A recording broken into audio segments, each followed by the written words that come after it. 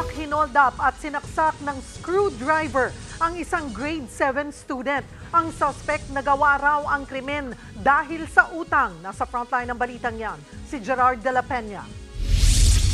Nakaupo lang sa waiting shed ang isang babaeng estudyante nang biglang lapitan at pagsasaksakin ng isang lalaki sa Barangay San Vicente, Tarlac City.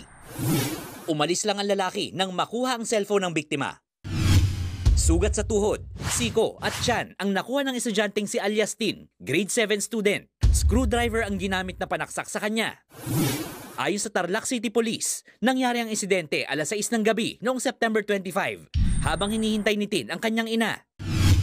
Sa tulong ng CCTV, agad namang naaresto ang 24 anyos na suspect. Na-recover sa kanya ang cellphone at ang distornilyador na ginamit sa pananaksak. Hindi naman itinanggi ng suspect ang krimen. Inamin niya naman na siya ang gumawa at hindi naman po niya gawin ito. Meron lang siyang kompromiso na pagkakautang kaya napilitan siyang gawin yung bagay na yun.